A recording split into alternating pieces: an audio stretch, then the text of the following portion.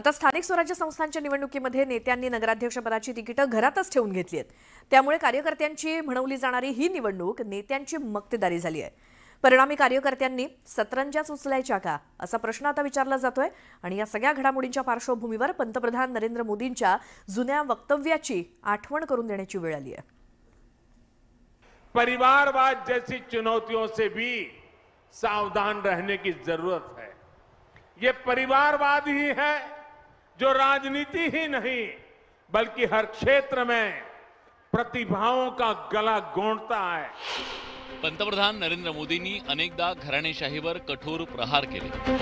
ये परिवारवाद ही है जो राजनीति ही नहीं बल्कि हर क्षेत्र में प्रतिभाओं का गला गोंदता है। राजकीय पार्श्वभूमी नसलेल्या तरुणांनी राजकारणात यावं, त्यांनी कर्तृत्वावर यश मिळवावं असं वक्तव्य नरेंद्र मोदींनी केलंय।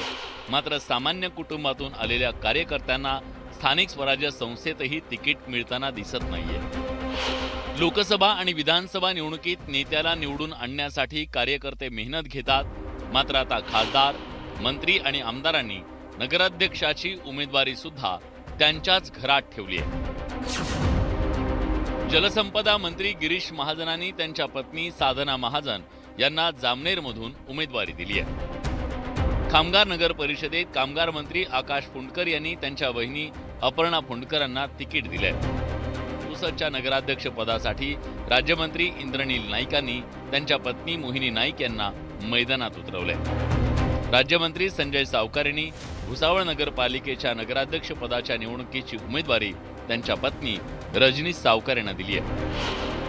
नगराध्यक्ष पदाच्या निवडणुकीची उमेदवारी मंत्र्यांनी कार्यकर्त्यांना दिली नाही। मंत्री तर सोडाच, आमदारांना सुद्धा कार्यकर्त्यांची आठवण आली नाही। शिवसेना आमदार किशोर पाटील यांनी पाचोरा नगर परिषदेच्या नगराध्यक्ष पदाच्या निवडणुकीचं तिकीट त्यांची पत्नी सुनीता पाटील यांना दिले। बुलढाणा नगर परिषदेची उमेदवारी शिवसेना आमदार संजय गायकवाड यांनी त्यांच्या पत्नी पूजा गायकवाड यांना दिली। मुक्ताई नगरचे शिवसेना आमदार चंद्रकांत पाटील यांनी त्यांची मुलगी संजना पाटीलला नगराध्यक्ष पदाची उमेदवारी दिली। अनगर नगरपंचायतीसाठी भाजपचे नेते राजन पाटील यांनी त्यांची सून प्राजक्ता पाटील यांना उमेदवारी दिली। चाळीसगाव नगर परिषदेसाठी भाजप आमदार मंगेश चव्हाणांनी त्यांची पत्नी प्रतिभा चव्हाण यांना मैदानात उतरवलं। भाजप आमदार मंगेश चव्हाणांनी तर त्यांच्या घरातील कुणीही राजकारणात येणार नाही असं जाहीरपणे सांगितलं होतं। जर एकाच कुटुंबातले जर नेतृत्व असं तयार होत असेल तर मग कार्यकर्त्यांनी आयुष्यभर जोरात उचलायचं का? मी ठरवलंय की माझ्या कुटुंबातून आता कोणी राजकारण करणार नाही, परंतु माझं पूर्ण कुटुंब माझ्या पत्नी सकट प्रतिभा प्रत्येक कार्यक्रमात सक्रिय राहील। परंतु आता माझ्या कुटुंबातून माझ्या पुढच्या पिढीतून बॅलेट पेपरवर कोणाचं नाव येणार नाही। मी जनतेला आजच सांगतो, आज नाही 20 वर्षांनी जरी आलं तर त्याचं डिपॉझिट जमा करायचं। रोहिणी खडसेंनी ट्विट करत जळगाव जिल्ह्यातल्या नेत्यांनी नातेवाईकांनाच उमेदवारी दिल्याचा मुद्दा अधोरेखित केला। सत्ताधाऱ्यांची वृत्ती म्हणजे हम करे तो राजनीती, तुम करे तो घराणेशाही अशा शब्दात रोहिणी खडसेंनी हल्लाबोल केलाय। जळगाव जिल्हाच नव्हे तर राज्यभरात नेत्यांनी कार्यकर्त्यांना डावलल्याचं पाहायला मिळतंय। संगमनेर नगर परिषदेसाठी आमदार सत्यजित तांबेंनी त्यांच्या पत्नी मैथिली तांबेंना उमेदवारी दिली, तर फलटण नगर परिषदेसाठी माजी खासदार रणजित सिंग निंबाळकरांनी त्यांचे भाऊ शमशेर सिंग निंबाळकरांना मैदानात उतरवलंय। मात्र जलसंपदा मंत्री राधाकृष्ण विखे पाटलांनी घराणेशाहीचा आरोप फेटाळून लावलाय। असे घराणेशाहीच्या आरोपाला माझ्या दृष्टीने काही अर्थ नाही आहे। ज्या घरामध्ये कर्तृत्ववान लोक असतात त्यांना शेवटी त्यांना राजकारणात संधी मिळाली पाहिजे। त्या घरात तो जन्माला आला म्हणून त्याला संधी नाकारणं चुकीचं आहे।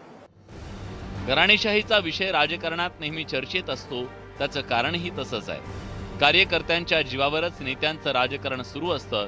सोशल मीडियावर विरोधकांच्या विरोधात पोस्ट करणं असो की रस्त्यावर उतरून प्रचार करणं असो की मग अंगावर केसेस घेणं असो, यासाठी कार्यकर्ते पुढे असतात। याचसाठी नेत्यांना कार्यकर्ते हवे असतात का? पण हेच कार्यकर्ते नगराध्यक्ष व्हावेत, आमदार व्हावेत असं नेत्यांना वाटत नाही। परिणामी कार्यकर्ते सतरंजीत उचलत राहतात आणि नेत्यांचे कुटुंबीय खुर्चीवर मोठ्या पदावर बसतात। संतोष गोरे, न्यूज 18 लोकमत, मुंबई।